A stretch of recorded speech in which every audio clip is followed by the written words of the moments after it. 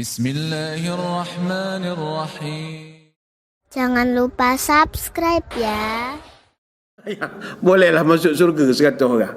Jadi dia ikut berapa orang mengikut kita. Dia ikut berapa orang mengikut kita.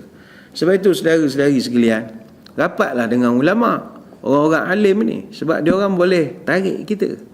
Dengan izin Allah, bukan sebab dia tu salah cium kaki dia sangat. Dengan izin Allah dia boleh menarik. Kemudian disebut dalam hadis syuhada. Syuhada ni orang yang mati syahid. Seorang yang mati syahid, dia boleh memberi syafaat kepada 70 orang daripada ahli keluarganya sendiri. Ini hadis riwayat Abu Daud. Jadi syafaat seorang syahid ini, kata ulama, dia lebih diutamakan kepada kaum kerabat dia saja, ahli keluarga dia saja, rahim dia. Macam ulama dia boleh semua orang. Tapi kalau syuhada, tak payah nak ngarap sangat, dia ada saudara mara dia yang dia akan berikan keutamaan. Sebab itu saudara-saudari sekalian, marilah kita rapat dengan orang-orang ini. Tadi kita cerita Quran, puasa, orang alim, syuhada. Ini semua orang yang kita kena selalu dekatkan, sebab mereka boleh memberi syafaat pada kita. Lepas itu ada satu orang saya pernah jumpa, setiap kali habis pengajian, ceramah dan macam-macam, mesti dia jumpa, dia akan bila bersalam ni zaman dulu lah, tahun 2020 BC, before COVID, zaman boleh bersalam. Jadi bila bersalam tu, ustaz, nanti kalau di akhirat, kalau ustaz masuk surga, ustaz pusing-pusing lah dulu surga, naik motor ke, macam mana gaya ke, cari saya. Kalau saya tak ada, ustaz tolong ejah bagi saya masuk. Tiap kali dia akan pesan. Salah kita pun tak tahulah siapa meronda surga. Takut awak tu meronda surga, orang baik-baik, kita orang ni pula lambat pula. Dia jadi orang baik-baik ni. Rapat dengan mereka. Itu yang kelima. Yang keenam, siapakah golongan yang Allah Ta'ala wakilkan membawa syafaat? Kata para ulama, ada satu golongan ini agak unik, iaitu orang-orang Islam sendiri boleh memberi syafaat sesama mereka atas dasar ukhuwah Islamiyah, atas dasar kerukunan kita sebagai Muslim. Dalilnya adalah Nabi SAW, dia pernah bercerita kepada Abu Sa'id Al-Khudri radhiyallahu anhu, "Fawalladhi nafsi biyadihi ma min ahadin minkum bi ashadda munashadatan lillah fi istida'atil haqq minal mu'minina yawmal qiyamah li ikhwanihim alladhina fin nar yaqulun rabbana kanu yasumuna ma'ana wa yusalluna wa yuhibbu wa yuhajjuna fayuqalu lahum akhriju man araftum." Nabi bercerita, demi Allah, kata, demi jiwaku yang berada di tangannya, orang yang paling bersemangat menolong orang lain pada hari kiamat adalah orang-orang beriman. Mereka ni dah layak masuk surga, kata Nabi, tapi sanggup dia postpone dulu, sebab nak menolong saudara-saudara dia, bukan saudara kerabat ni, kawan-kawan dia, geng-geng basikal, geng-geng pergi haji, geng-geng kerja satu ofis, dia nak tolong juga, sebab ini kawan saya. Jadi malaikat kata tak boleh, benda ni kena izin Allah. Lalu mereka letakkan di satu tempat, dia berikan peluang untuk berhujah. Kenapa awak nak tolong sekian, fulan sekian? Datang seorang mengata, ya Allah, kanu yasumuna ma'ana. Nabi cerita orang tu pun berhujah, ya Allah, ini orang dulu geng puasa kita orang. Kita orang pencen Senin Khamis puasa, kita ada geng puasa, kita berbuka sekali, kita sahur sekali, semayang masjid, nanti maghrib kita fikir buat potluck. Ini geng kami puasa, ya Allah, yasumuna ma'ana. Datang kedua pula berhujah, yusalluna ma'ana, ini geng semayang kami, ya Allah, ini geng semayang. Mungkin tuan-tuan perlu macam mana orang semayang masuk neraka? Adalah kesalahan-kesalahan lain yang dia buat, adalah kesalahan lain. Geng semayang dia pertahankan. Ada wa yuhajjuna ma'ana, ya Allah, ini orang satu geng haji sama kami, ni KT8 maktab 41, ini saya satu maktab dengan dia. Malaikat kasih canlah dia masuk, ini orang baik, cuma semayang saja di bilik, dia malas pergi masjid jauh, dia kata. Dia bela lah, dia jadi peguam bela. Akhirnya setelah segala rayuan ini diangkat pada Allah, apakah jawab Allah? Akhriju man araftum. Wahai malaikat, keluarkan mana-mana orang yang puak-puak ni tadi merayu tadi, kena keluarkan. Artinya syafaat daripada saudara mara kita sesama Islam ini. Hadis riwayat Bukhari dan Muslim. So itu hadis ini kata ulama memotivasikan kepada kita untuk meramaikan kawan-kawan. Jangan hidup seorang. Mentang-mentang zaman SOP tak keluar, tak campur orang, tak ada lalu kawan, tak boleh. Sebab kita meramaikan kawan ni, dia boleh memberi bantuan pada kita semasa hari kiamat nanti. Sama ada kawan-kawan tu, kawan-kawan solat berjemaah, kawan umrah, kawan haji. Dia persahabatan ni, kalau kita buat kajian dalam literatur fiqh dan macam-macam lagi, diterangkan ada persahabatan disebabkan ta'arufan. Ta'arufan ni persahabatan yang terjalin kerana kebetulan. Kita bertemu dia dalam bas, dalam MRT, dalam flight, masa naik lift, hari-hari naik lift dengan dia, jadi kawan. Ada yang tarihan ni persahabatan yang terjalin kerana faktor sejarah. Contoh, dia ni kawan sekampung ke satu daerah, contoh daripada Kuala Lipis, tapi dia kampung lain-lain, seorang Relong, seorang Gua, macam-macam, tapi sebab ada latar belakang sama, jadi berkawan. Ataupun satu sekolah, walaupun senior ataupun junior, satu sekolah pun dia ada hubungan kawan. Ataupun pernah berangkat haji bersama. Kapal terbang tu besar, bukan duduk sebelah kita pun, tapi sebab KT3 Maktab 40 dia ada hubungan tarihan disebut. Ada sahabat ahamiatan ini persahabatan yang terjalin kerana faktor strategik kepentingan tertentu. Contoh kerana bisnes misalnya, ataupun kerana politik lah paling banyak sekarang ni. Dulu musuh, sekarang kawan. Dia faktor ta'arufan juga, dia faktor berkawan juga. Kemudian ada farihan ni persahabatan yang terjalin kerana faktor hobi.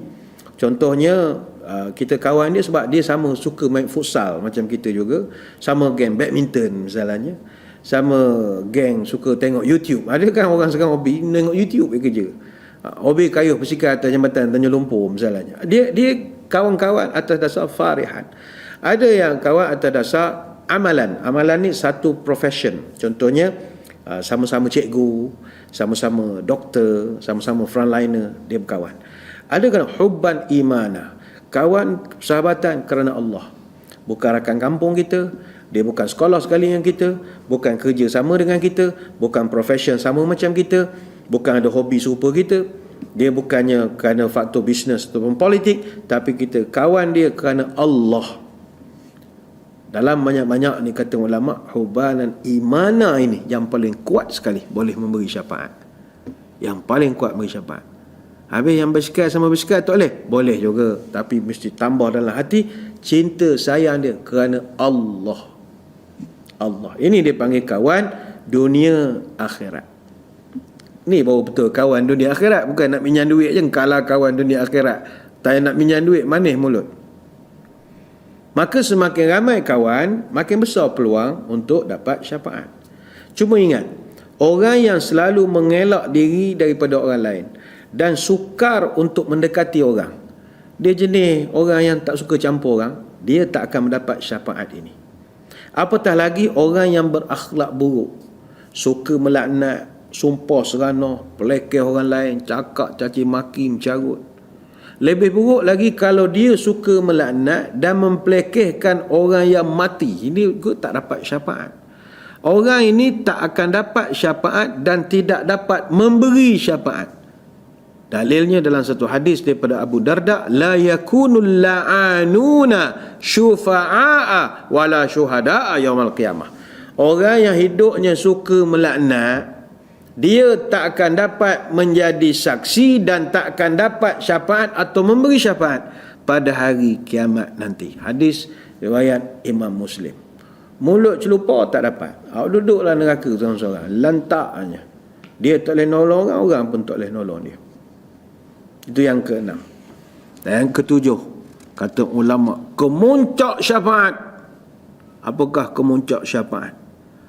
Allah Ta'ala sendiri akan memberi syafaat. Ini mahal lah, mahal. Allah Ta'ala sendiri beri syafaat. Kata para ulama, setelah semua makhluk selesai memberi syafaat kepada ahli-ahli neraka, bermula daripada syafaat Uthman, Rasulullah sallallahu alaihi wasallam dengan syafaatnya daripada padang mahsyarnya, membawa sampai ke siratnya, hisab, bawa sampai ke syurga, dah secure semua. Begitu juga syafaat daripada Quran, daripada puasa, daripada malaikat, daripada segala yang kita bincangkan tadi. Hak ngelas sekali adalah syafaat daripada Allah. Kemuncak syafaat. Kata Abu Sa'id Al-Khudri, fayaqulu Allahu azza wa jalla, syafa'atil malaikatu wa syafa'an nabiyuna wa syafa'al mu'minuna wa lam yabqa illa arhamar rahimin. Allah Ta'ala dengan sepenuh kemegahannya, dia akan buat satu declaration. Malaikat dah beri syafaat, Nabi dah beri syafaat, orang beriman pun dah beri syafaat. Jadi yang tinggal sekarang, kata Allah, adalah Arhamur Rahimin. Aku yang maha pengasih dari semua yang mengasihi. Tadi Nabi beri syafaat sebab dia kasih kepada umat dia. Malaikat beri syafaat, dia pun kesian kepada orang yang berzikir tadi. Sekarang Allah Ta'ala, giliran aku pula yang merupakan paling pengasih antara semua yang pengasih. Fayaqbidu qabdatan minan nari fayukhriju minha qauman lam ya'malu khairu qattu. Lalu Allah dengan penuh kebesarannya, dia ambil segenggam penghuni neraka. Janganlah kita bayangkan rupa-rupa genggam, saya bincang dalam panjang masa kan. Allah ambil seraup daripada ahli neraka, sekelompok daripada mereka, yang mana kata Nabi, lam ya'malu khairan qattu, yang seumur hidup tak pernah buat benda baik. Serup Tuhan ambil. Nabi cerita mereka telah menjadi seperti arang kerana terlalu lama berada dalam neraka. Lalu mereka Allah campakkan ke dalam sungai yang terletak di depan surga yang bernama Nahrul Hayah, sungai kehidupan. Ini dalam cerita surga, nanti kita akan bincangkan tentang sungai kehidupan ni.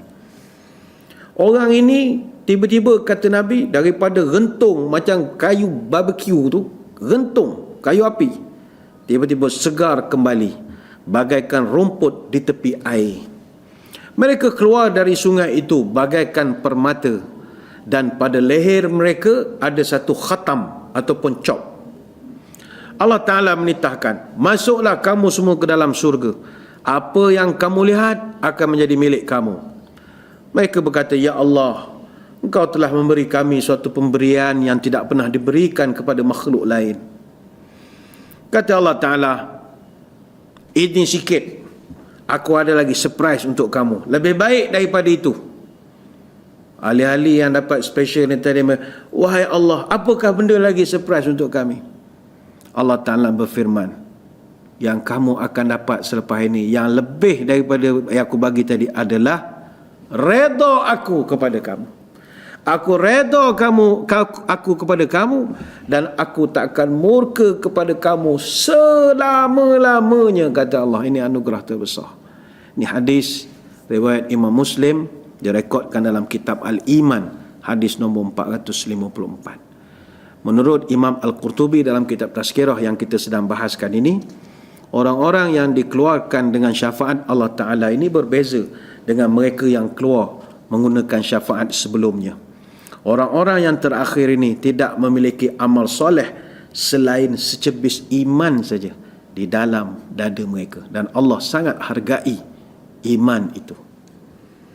Moga-moga apa yang kita bahaskan pada kesempatan pagi ini atau hari ini memberi manfaat kepada kita bersama. Berdampinglah dengan amalan-amalan yang telah kita sebutkan tadi, dan rapatlah dengan orang-orang alim, dengan amalan-amalan baik yang boleh memberi bantuan pada kita talian hayat ketika di hari kiamat nanti.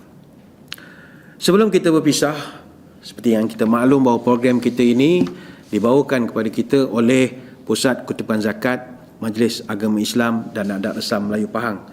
Dan seperti yang kita semua maklum, zakat merupakan satu kewajipan yang jelas di dalam Islam dan merupakan satu sistem dalam masyarakat Islam yang dipantau pelaksanaannya oleh pemerintah. Dan juga ianya diuruskan secara sistematik oleh pihak yang bertanggungjawab, sama ada dari segi kutipan maupun agihan. Kita tahu juga bahawa zakat mempunyai kelebihan sebagai alat dasar fiskal dalam sistem ekonomi sesebuah negara. Kelebihan zakat dapat dilihat daripada aspek ekonomi, yang mana zakat dapat menggalakkan pertumbuhan ekonomi. yang pada masa yang sama juga dia ada nilai-nilai keagamaan. Kekayaan yang diperolehi daripada harta, kita tunaikan zakat, dan ini boleh menghindarkan kita daripada wujudnya pembekuan harta. Zakat yang telah ditunaikan juga telah mengelakkan pembekuan harta, sekaligus mengelakkan dari berlakunya satu istilah dipanggil bocoran dalam ekonomi.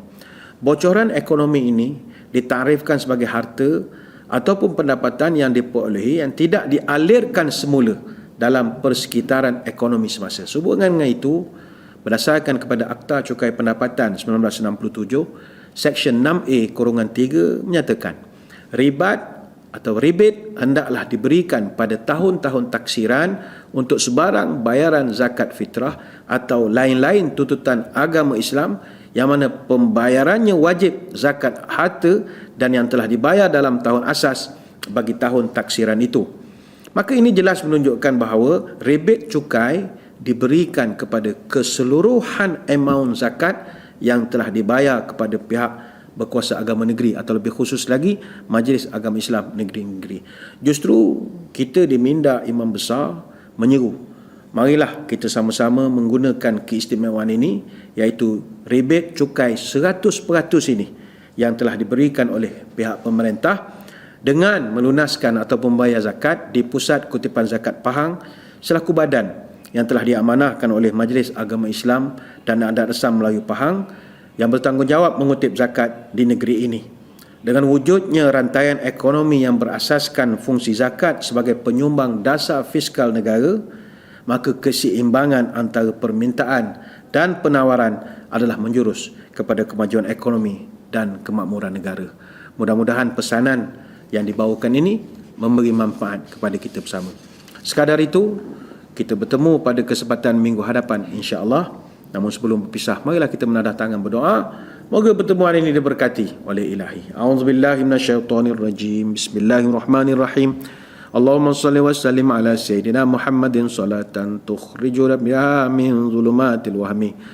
Allahumma in kana rizqina fis sama'i fa anzilhu wa in kana fil ardi fa akhrijhu wa in kana mu'saran fayassirhu wa in kana haraman fatahhirhu wa in kana ba'idan faqarribhu bihaqqi duhaika wa bahaika wa jamalika wa quwwatika wa qudratika atina ma ataita ibadika salihin. Ya Allah, kalau rezeki kami masih di langit, turunkanlah. Kalau di bumi, keluarkanlah. Kalau susah, permudahkanlah. Kalau haram, sucikanlah. Kalau jauh, dekatkanlah. Berkat waktu duhamu, kecantikanmu, keindahanmu, kekuatanmu, kekuasaanmu, limpahkanlah kepada kami apa yang telah engkau limpahkan kepada hamba-hambamu yang soleh. Subhanakallahumma wa bihamdika nashhadu an la ilaha illa anta nastaghfiruka wa natubu ilaik. Wa sallallahu ala sayyidina Muhammadin wa ala alihi wa sahbihi wa baraka wasallam. Walhamdulillahi rabbil alamin. Wabillahi taufiq wal hidayah. Wassalamualaikum warahmatullahi wabarakatuh. Wallahu a'lam.